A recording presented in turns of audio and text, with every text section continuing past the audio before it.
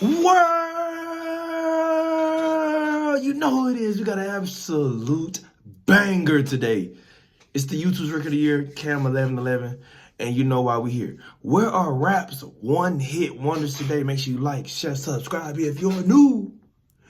We're going to get right into it, man. No intro needed. Let's go. Find it hard to follow up with a record impressive or catchy enough to maintain that hype. Yes, which typically one-hit wonder. Falling off right after. Currently, so I'm the hardest working man in show business. 5 one-hit wonders and seeing what 3:51 a.m. right starting now, off man. with CJ I'm and working. his hit song Whoop-Dee. Real quick, that was a banger, my though. criteria for these one-hit wonders, which is an artist that has a hit, a song that at least went platinum, and then doesn't have a song come even close to that, like not even having a song go gold. Also, if you're new here, my name is Manny Balls. I'm going to be posting a video every Sunday at 12 p.m. CST. Shout out Manny Balls, music, bro. Make sure to stick around and subscribe. Now let's get into it.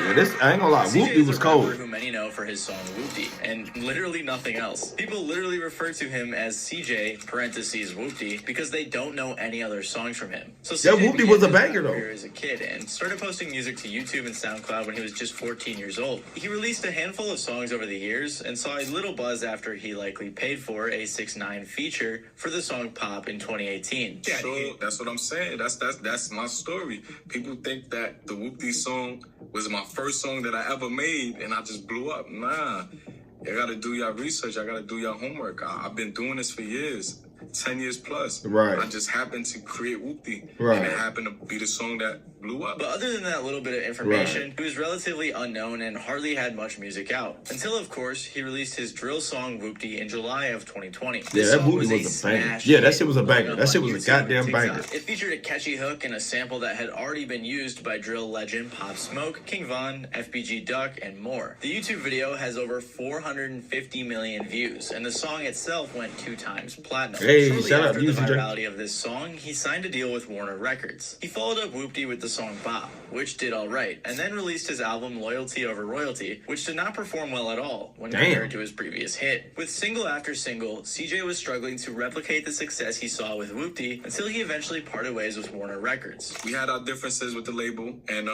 we decided to part ways. I'm gonna leave it at that. But I do want to clarify, a lot of people who aren't doing so hot like to rephrase being dropped by their label as parting ways or having disagreements. It's very possible that CJ was dropped, although Yassine even claimed that he was dropped, but I'm not sure how accurate that is. Regardless, things started going downhill for CJ for a couple of reasons. One of the main reasons that he couldn't replicate his success was because he just jumped on a trend. A Reddit user they say he was dick riding. I remember that. They were saying he was dick riding the whole time. Hit like it again. They said Whoop-Dee came out in 2020, months after Pop Smoke died. Keeping it $1,000, after Pop Smoke died, people were desperate for another drill star. That's why that shit plus Dusty Locane's shit got millions of views. That is, I agree with that take. I agree with that take 100%. One of the most popular drill artists. Shout out to Pop Smoke. I actually got a video coming. I was really serious. I got a video coming about Pop Smoke, man. Shout out Pop Smoke. Rest in peace, man. So it's pretty obvious what market CJ living legend in the making, bro. It was actually his first drill song. There was also another controversy going on with CJ where many people were accusing him of being a fake gangster. I'm not going to go too much into detail about this, but a lot of people lost respect for CJ because of this. Because like I said, I didn't want to get pigeonholed. I caught myself getting too deep into that drill shit. And I'm like, yo, I gotta remember, I'm not a drill artist, bro. Like, I'm over here beefing with drill rappers and this and that about the drill music. So I'm like, yo, bro, like, what am I doing? Like, I'm sitting here, like, holding myself into this little circle. Meanwhile, there's a whole world and a whole other genre out there, you know what I'm saying, that I could be working with. So that's why I just started just doing my own thing. On the comments of that interview with DJ Academics, people were saying things like, he basically realized he isn't about that life, and he regrets riding the drill wave, and problem with rap is you can't be fake street. Once it's exposed, it's over. He's basically the Spanish Slim Jesus. Since all of this went down, CJ hasn't released any music of his own since January of 2023. He hasn't posted on Instagram since then, other than a few IG stories here and there. So for now, it looks like CJ has gone MIA. He does have a very young career though, so the chance of him making a comeback is definitely possible, but with how much people just dislike him or straight up forgot about him, it's pretty unlikely. What you know about rolling down in the This is a banger. Is an artist whose name you probably don't even recognize, but Yeah, I promise hell you've no. heard his viral TikTok song "Astronaut in the Ocean." So I think that sums this up pretty well. Masked Wolf is an Australian artist who has actually been putting out music for a long time. He started playing instruments as a kid and writing songs when he was 13. Yeah, However, it wasn't until that song was 2018 when he was fucking 27 everywhere, years bro. old that he signed to Everywhere. Teamwork Records and released his first official single, Speed Racer.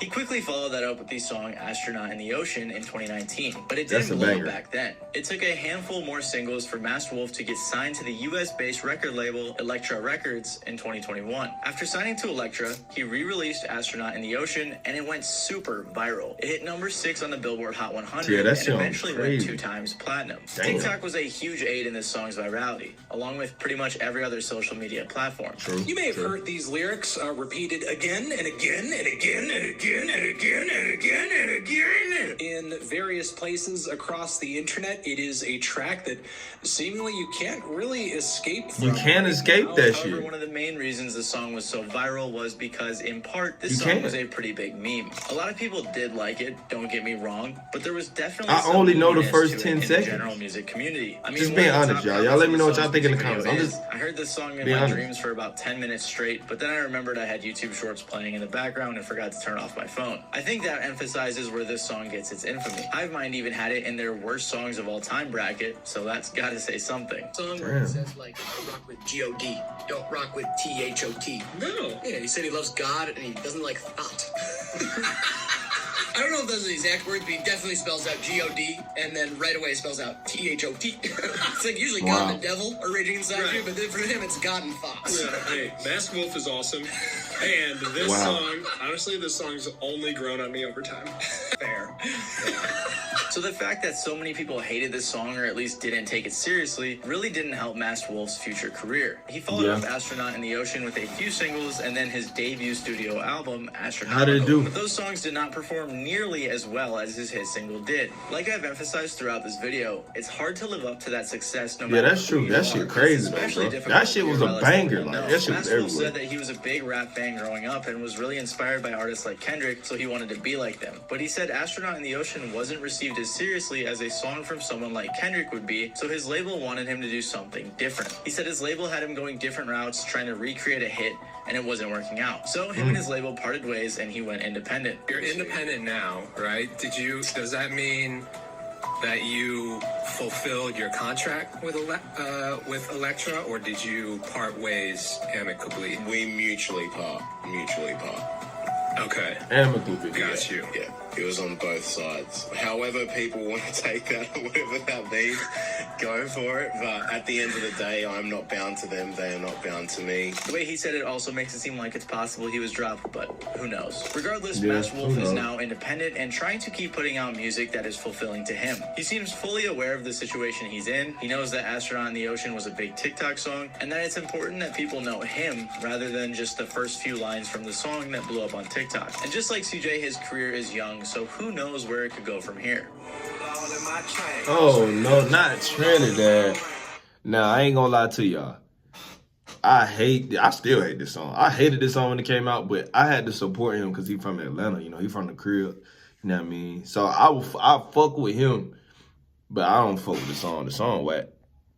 Okay. Trinidad James is a rapper that's best known for his song All Gold Everything from 2012. But That by shit was 2018, he had admitted on the No Jumper podcast that he Yeah. had fallen off. Things happened pretty quick for Trinidad James. He began looking at beats and writing lyrics after high school. And in 2011, he started rapping. He got invited to a studio session, but didn't like the quality of the studio he was in. So he invested in a premium studio session in which he recorded his song All Gold Everything. He That released good. it as his debut single in 2012, and it went viral. He also released his debut album, Don't Be Safe, but that paled in comparison to the success of All Gold Everything. The single peaked at 36 on the Billboard Hot Oh, 100, shit, that but shit like was many on of the other Billboard, songs top on this 50. list, it went platinum. And when an artist has a hit song like this, the labels come calling. He quickly signed to Def Jam for a $2 million deal. In early 2013, the song got a remix with T.I., Young Jeezy, and 2 Chainz. And I think Also, all of fun them, fact that those- you probably already know or maybe didn't notice, but Bruno Mars interpolated All Gold Everything on his song Uptown Funk. Trinidad's career was going very well. Now, not gonna lie, all of those Started artists were on Def collaborating Jam. with T.I., Logic, Jeezy, Gucci and Mane,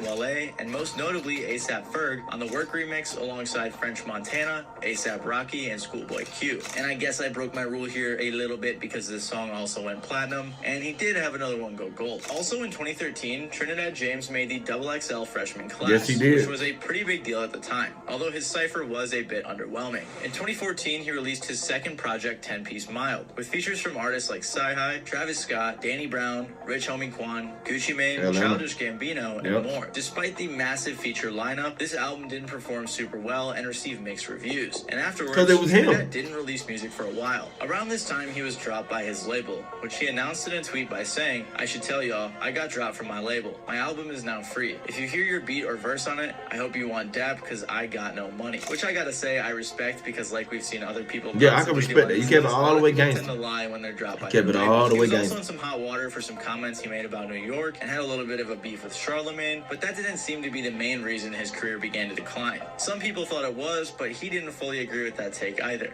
Right. So when I went back and looked at that New York situation, I look at that as like, oh damn, y'all got to just see an angry black man talking this shit.